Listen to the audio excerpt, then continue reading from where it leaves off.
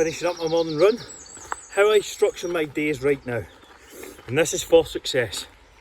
Up in the morning, 5:15, 3 hours of work, uninterrupted, phone away, all that sort of stuff. No replying to messages. Then I go my run, morning run, get some steps in.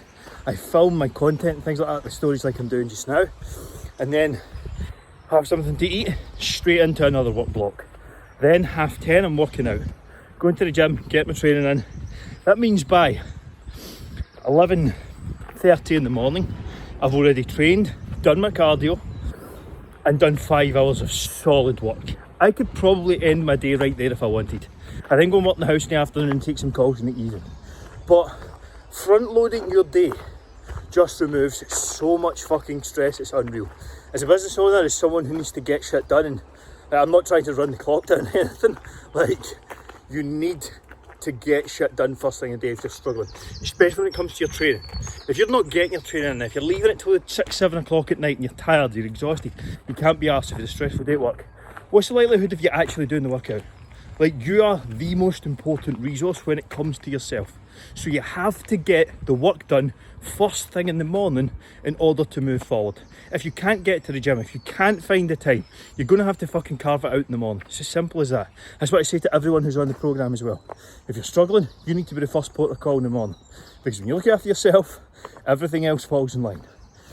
If you'd like a free chat with myself on how to actually set up your structure, how to create structure in your day, how to lay out a plan for your week, just reply call to this story and I'll drop you over some details. Hopefully you can see me here. I am about to do some chin-ups. There's a couple of key things to think about when you're doing some chin-ups. So try not to round your shoulders at the top. You want to pull up and through. That's the key to actually activating your back when you do these. You're not just feeling it all in your arms. You have to pull up and through. Bring your chest up to the bar and keep your shoulder blades pinned back. This is my third set. I'm going to aim for about 10. We'll see how many I get, but that's the goal here. So I'm going to use an underhand grip. Hands just slightly outside the shoulder width, and I'm thinking about squeezing my lats, not just kind of curling myself up.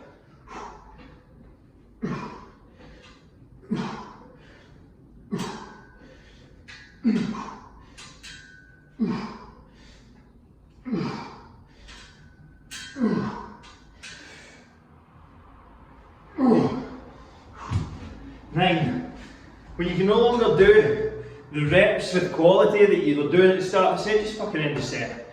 You're not going to get, okay, you're going to get some slight benefit, but aim to keep every rep the same. That's when you can start to make consistent progress in your movements.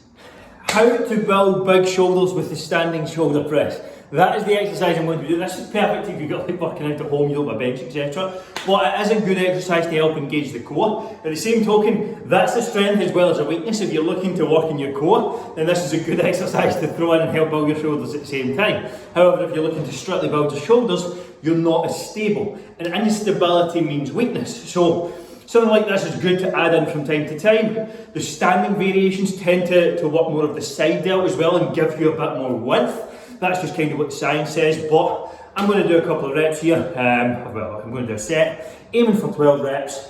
We'll see how far I get, and we'll go from there. Key, I go with a split stance because I find it more stable, so like my legs are apart rather than together, but do whatever's more comfortable to you. And again, trying to keep every rep the same. That is the goal.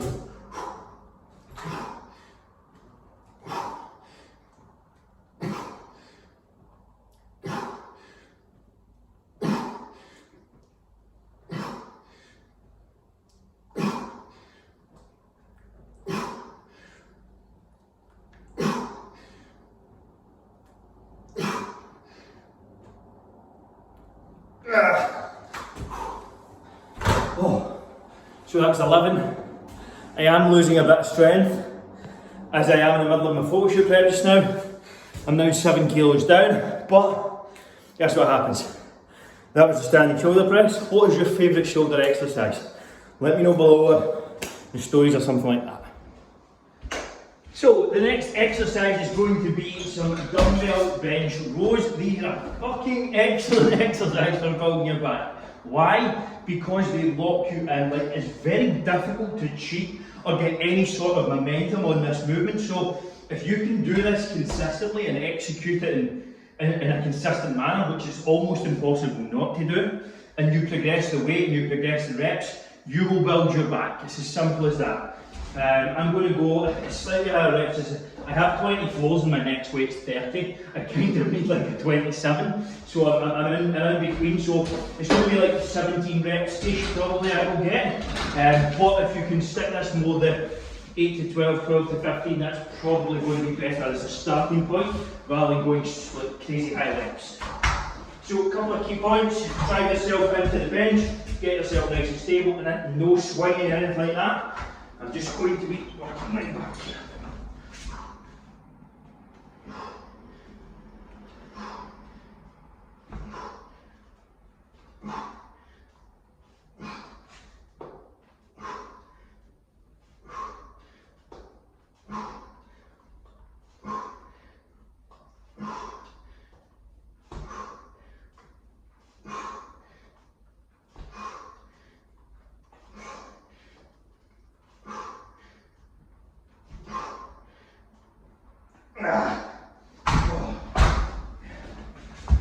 I knew I was roughly going to get, camera's all over the place here, going to get about 17 reps there. That's what I got the last time. Again, tracking your workouts is key. Also, if you'd like a completely free chat with me to see what kind of program would work for you, or if you're interested in having a chat about seeing how we can help you get the best shape of your life, just comment, call below, reply call to this story. If you want to build a big chest, this has to be in your routine. It is some sort of benching, pressing, something along those lines. You have to put it in there. Now, a couple of key things to think about. Don't just fucking load the bar up and then go halfway down. You're doing nobody justice there.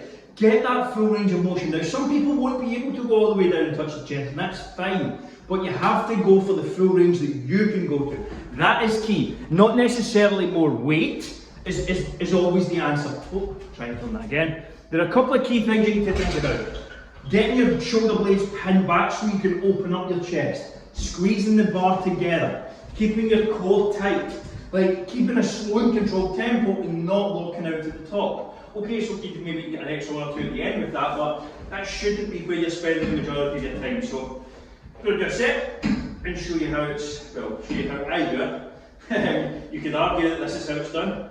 Some would probably say it's not.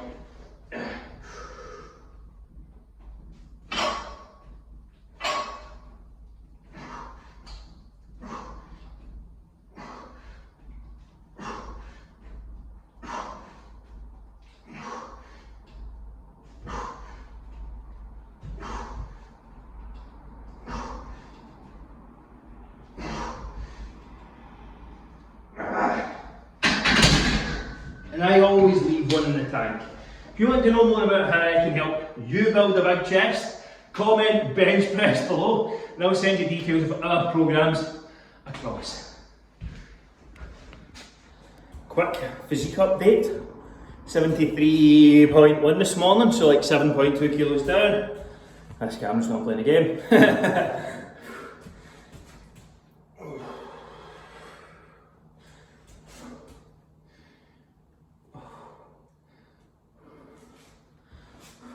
Still a little bit of body fat there, but that'll go in the next 6 to 7 weeks or so. Should probably be around 69 for the shoot, maybe even 68 something, which is very light. But as what it is, it's just a weight. At the end of the day, I'm doing this for the look in the mirror, not to hit a fucking number in the scale, which is what more people should be focusing on. If you want a copy of the plan I'm following just now to get absolutely shredded for this photo shoot, just reply or comment plan below and I'll drop you a copy across.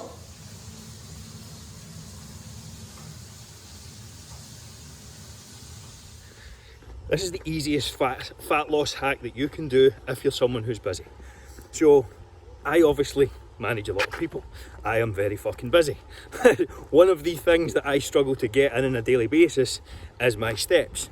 But quick call there, it was literally, you see it's like 9 minutes. Every opportunity counts. Like 3 10-minute walks a day will massively add up across the course of a month. Like you think about that, that's 30 minutes of cardio essentially, every single day for a month, which is like 15 to 20 hours if you're just doing 3 10-minute walks a day. So when you have 10 minutes in your lunch, when you have 10 minutes for a voice call, when you have 10 minutes free because work's a bit quiet in the afternoon, take advantage of it. That's what's going to allow you to get momentum and make fat loss a very simple, easy, efficient, effective process. Let me know if that was helpful. How do you stay on track when you're travelling or you're out and about, or say you're working on the go? It's actually pretty easier than you think when it comes to fat loss anyway. So this is how I'm going to do things. Today, basically fasted up until lunchtime. Had a burger, wasn't the best choice, but at the end of the day there was a limited menu, we'll say. There's not much open, as you can see. I'm getting a bit careful just now and it's fucking dead. So, key point, fasted this morning, had a coffee, kept it light, and then just one small meal this afternoon. Same again, I will do the same until this evening. I will maybe just eat very light, maybe have some like coffee or a couple of sugar-free juices or something like that, just to kind of tide me over. But that is the key to staying on track. Just fasting and maybe spacing out your meals a little more makes life a lot easier.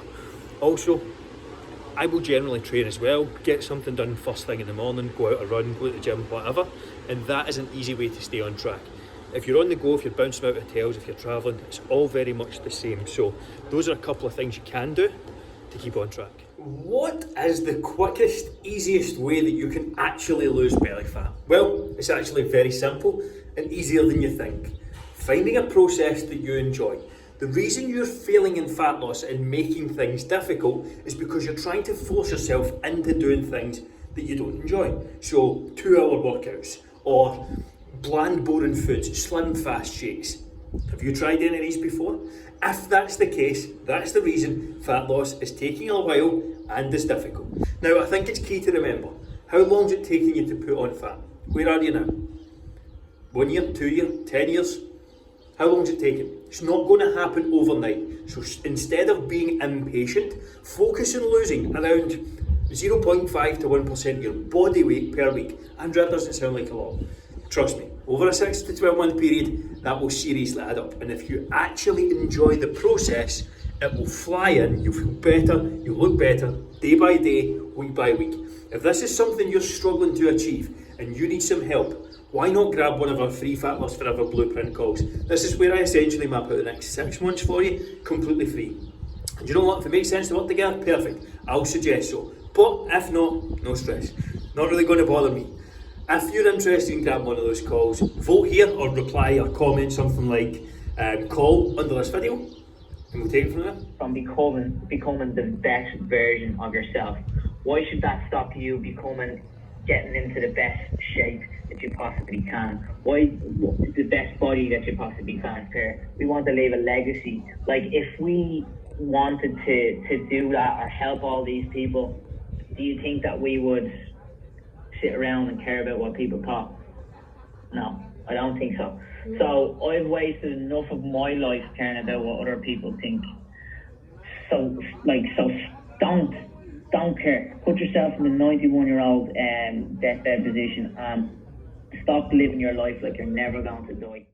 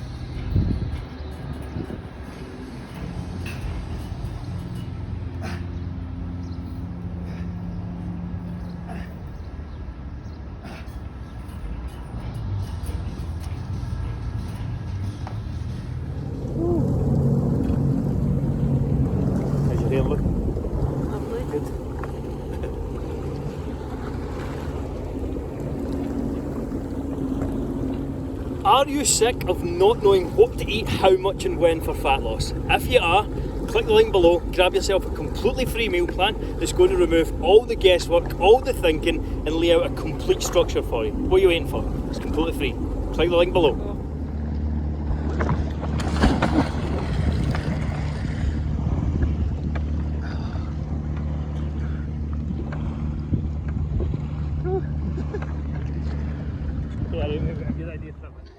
This is what an hour and a half out in a fucking jet ski does with no sun cream on. Or well, after putting sun cream on and then going in the water. 28 fucking years and I'm still getting sunburn. Can anyone relate?